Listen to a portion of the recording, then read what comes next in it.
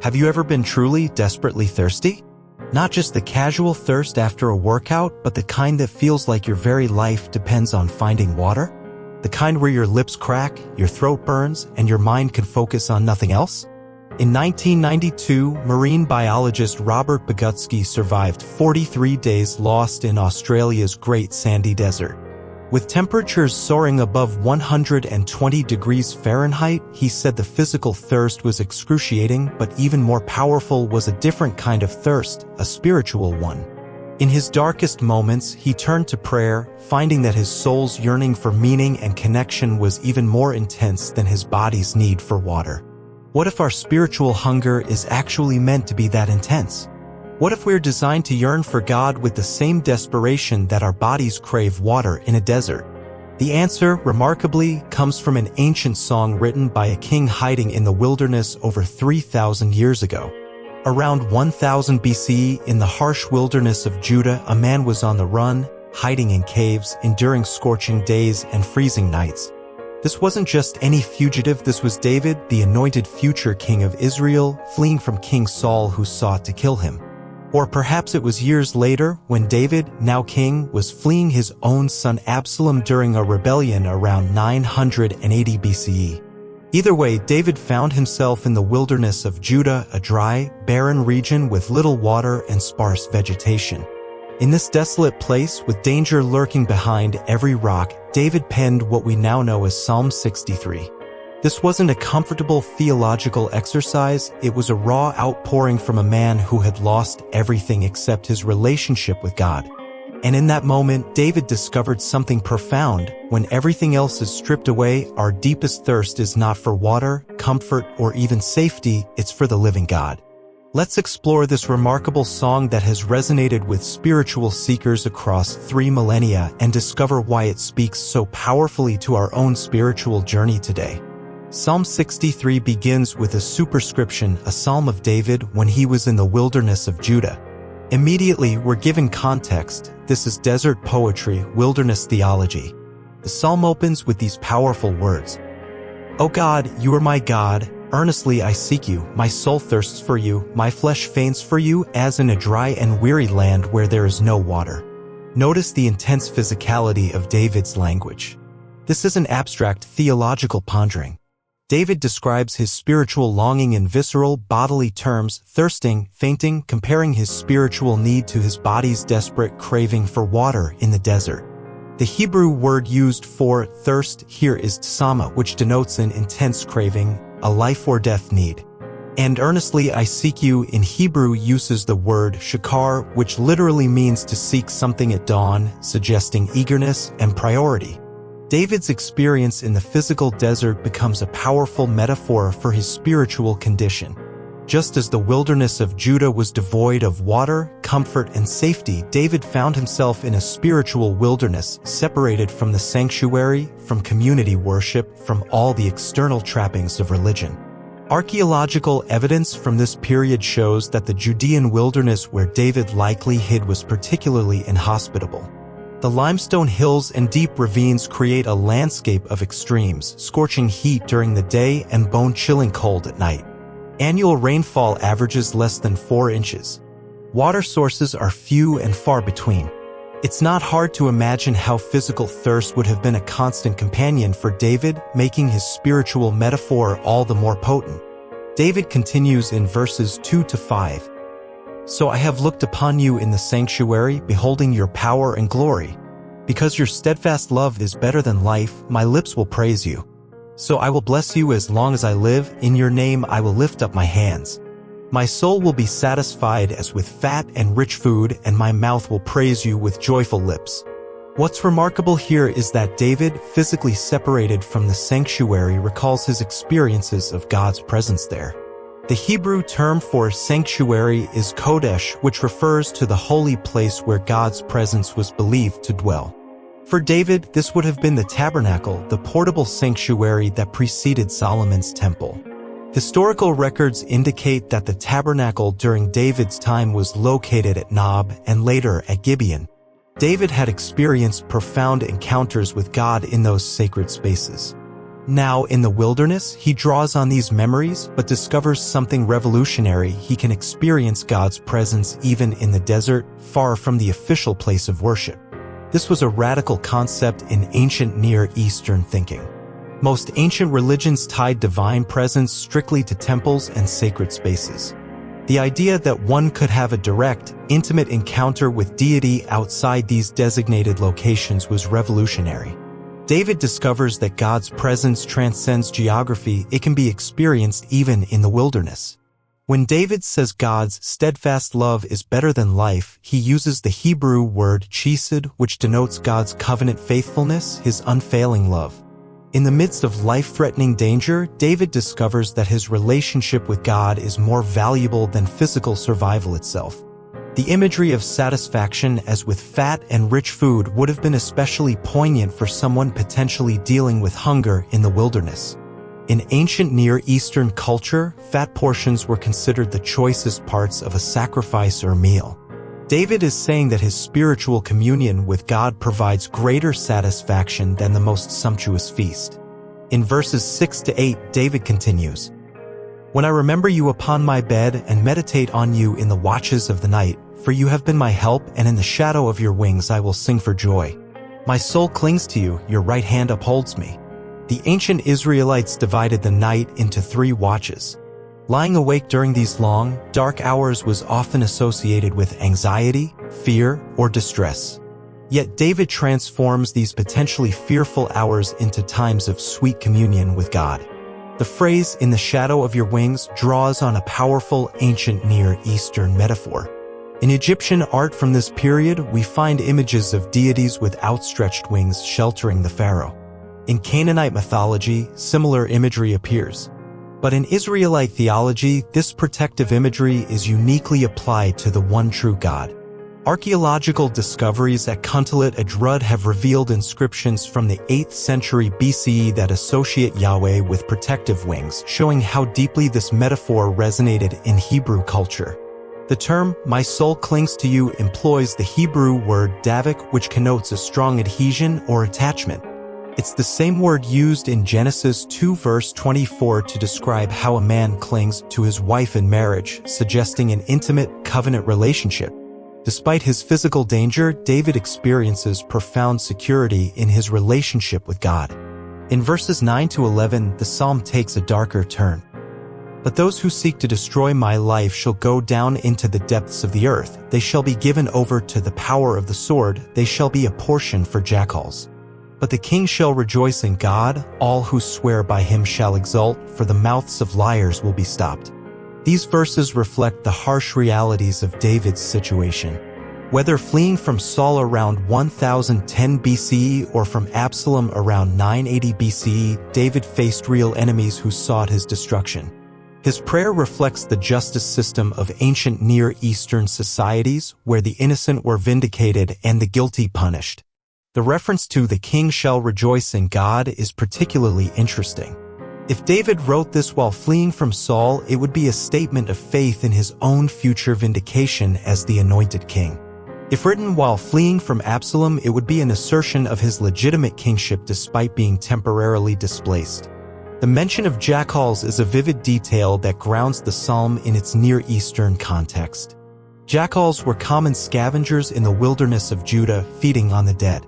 To become a portion for jackals was a particularly disgraceful end in ancient Near Eastern thought, where proper burial was considered essential. So what does this ancient wilderness song have to do with our lives today? Everything, actually. In our modern world of constant connectivity and convenience, we rarely experience physical thirst or hunger the way David did in the wilderness. Yet spiritually, many of us wander in deserts of our own making. A 2021 Gallup poll found that while 81% of Americans believe in God, only 49% belong to a religious congregation, a record low. Meanwhile, rates of anxiety, depression, and deaths of despair continue to rise. Could it be that our souls are thirsting, but we're trying to quench that thirst with everything except living water? Swiss psychologist Carl Jung once observed, "The central neurosis of our time is emptiness." Despite our material abundance, many people experience a profound sense of spiritual emptiness. We fill our lives with activity, achievement, entertainment, and relationships, yet still feel that something essential is missing. Psalm 63 suggests that this emptiness is actually spiritual thirst, a built-in yearning for connection with our Creator. As Augustine famously wrote in his Confessions around 400 CE, "You have made us for yourself, O Lord, and our hearts are restless until they rest in you." David's desert experience strips away the distractions and reveals this fundamental truth: our deepest need is for God Himself. But how do we apply this ancient poem to our spiritual journey today? Let me suggest 5 key insights from Psalm 63 that can transform our approach to spiritual life. First, embrace spiritual honesty. David doesn't pretend to have it all together. He acknowledges his thirst, his need, his desperate condition. The spiritual journey begins with honest assessment. When was the last time you admitted how desperately you need God? Modern spirituality often emphasizes self-sufficiency, but Psalm 63 suggests that acknowledging our dependence is the beginning of authentic spiritual experience. Second, recognize that spiritual hunger is actually a gift. In 1967, when philosopher and theologian Abraham Joshua Heschel was asked about young people's spiritual searching, he responded, "I would say to them, do not suppress your perplexities." The spiritual life begins with asking questions. David's thirst led him to a deeper experience of God. Our spiritual longings, even when painful, are not problems to be solved but invitations to be accepted. Third, seek God with your whole being. Notice how David involves his entire self in seeking God: soul, flesh, lips, hands, mouth. His spirituality isn't just intellectual or emotional, it's holistic. Modern neuroscience confirms what David intuitively understood: our physical and spiritual experiences are deeply interconnected.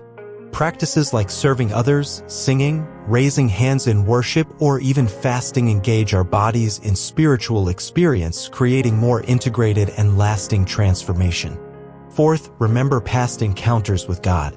David draws strength from his memories of meeting God in the sanctuary. When we find ourselves in spiritual deserts, recalling past experiences of God's presence and faithfulness can sustain us. This isn't mere nostalgia, it's actively drawing on spiritual memory to nourish present faith. Studies in spiritual formation suggest that journaling spiritual experiences creates a record we can return to in drier seasons. Fifth, find God in the wilderness. Perhaps the most revolutionary aspect of Psalm 63 is David's discovery that profound communion with God is possible outside traditional religious settings. While spiritual communities and sacred spaces remain important, David's experience reminds us that God's presence isn't confined to sanctuaries. The wilderness, whether literal or metaphorical, can become the setting for our deepest encounters with God. Throughout history, Psalm 63 has sustained people facing their own wilderness experiences. During the Protestant Reformation in the 16th century, many believers forced to flee persecution found solace in these words. African Americans during slavery and the civil rights movement drew strength from David's desert song. Christians in the underground church in China during the Cultural Revolution of 1966 to 1976 reported that Psalm 63 was among the most cherished passages they memorized when Bibles were confiscated. More recently, Brother Andrew, who smuggled Bibles into communist countries during the Cold War, recalled meeting a pastor who had been imprisoned for 18 years in Soviet labor camps. When asked how he survived, the pastor quoted Psalm 63, "Because your steadfast love is better than life, my lips will praise you." Even in the harshest conditions, he had discovered the same truth David found in the wilderness, that communion with God transcends circumstances and satisfies our deepest thirst. Perhaps the most powerful testament to the truth of Psalm 63 comes from those who have experienced extreme physical thirst alongside spiritual thirst. Survivors of the 1972 Andes flight disaster, who were stranded for 72 days in the snow-covered mountains after their plane crashed, reported that their physical thirst and hunger became intertwined with spiritual longing. As one survivor later wrote, "When you are truly desperate for water, you realize that your soul thirsts for meaning in the same way." Similarly, the late neurologist Oliver Sacks described treating patients suffering from severe dehydration. He noted that many reported not just physical thirst but what they described as a thirst of the soul, a profound longing for connection, meaning, and transcendence that paralleled their bodily needs. These accounts suggest that David's metaphor isn't just poetic flourish, it reflects something fundamentally true about human nature. We are created with dual thirsts, physical and spiritual, and both demand satisfaction. The invitation of Psalm 63 is to acknowledge our spiritual thirst and turn to the only source that can truly satisfy it. As Jesus would later say in John 7 verses 37 to 38, "If anyone thirsts, let him come to me and drink. Whoever believes in me, as the scripture has said, out of his heart will flow rivers of living water." This statement, made during the water-drawing ceremony at the Feast of Tabernacles in approximately 30 CE, deliberately echoes the thirst imagery of Psalms like Psalm 63. In 2019, a research study published in the Journal of Positive Psychology found that participants who engaged in spiritual practices reported higher levels of life satisfaction and purpose compared to those who pursued happiness through material means alone. The researchers concluded that addressing spiritual needs appears to be essential for human flourishing, a finding that would not have surprised David. We live in a world of unprecedented access to water. Most of us can turn on a tap and immediately quench our physical thirst. But our spiritual thirst often goes unrecognized and unaddressed. Psalm 63 challenges us to acknowledge this deeper thirst and seek its satisfaction in the God who created us with this yearning for himself. The beauty of David's psalm is that it speaks to people in every circumstance. Whether you're in a season of abundance or scarcity, joy or sorrow, security or danger, the invitation remains the same: to recognize your soul's thirst for God and to seek Him with your whole being. For those currently in their own wilderness experience, perhaps facing illness, loss, failure, or betrayal, Psalm 63 offers the comfort that God's presence isn't limited to sunny days and sacred spaces. Like David, you can discover God in the desert. For those in seasons of plenty, the psalm offers a different challenge: not to let comfort dull your spiritual appetite. David's passionate longing for God wasn't diminished when he returned to his palace and privileges. True spiritual maturity maintains a healthy thirst for God even when other needs are fully met. In the end, Psalm 63 isn't just about surviving spiritual deserts, it's about discovering that our deepest satisfaction comes from God Himself, not just His benefits or blessings. As C.S. Lewis wrote in his 1942 sermon, "The weight of glory, God cannot give us happiness and peace apart from Himself, because there is no such thing." 3,000 years after David penned these words in the wilderness of Judah, his desert song still resonates with spiritual seekers. Perhaps that's because, regardless of our external circumstances, we all experience seasons of spiritual thirst. And in those moments, we rediscover what David found in the wilderness: that when everything else is stripped away, we're left with our most fundamental need and its only true satisfaction. O God, you are my God. Earnestly I seek you, my soul thirsts for you, my flesh faints for you, as in a dry and weary land where there is no water. May you recognize your thirst, and may you find its satisfaction in the God who created you to yearn for Him. Before you go, I want to personally invite you to be part of our growing community here at Prayer Universe. If this video touched your heart or brought you peace, take a moment to hit that subscribe button and turn on notifications so you never miss a prayer or message that can uplift your spirit. But most importantly, I'd love to hear from you. In the comments below, share just one word or phrase of motivation that this video inspired in you, whether it's hope, gratitude, peace, or something else. Your words matter deeply to us because they help guide the content we create for this channel. Together, let's build a space filled with faith, encouragement, and connection. Thank you for being here, and remember, every prayer counts. See you in the next one.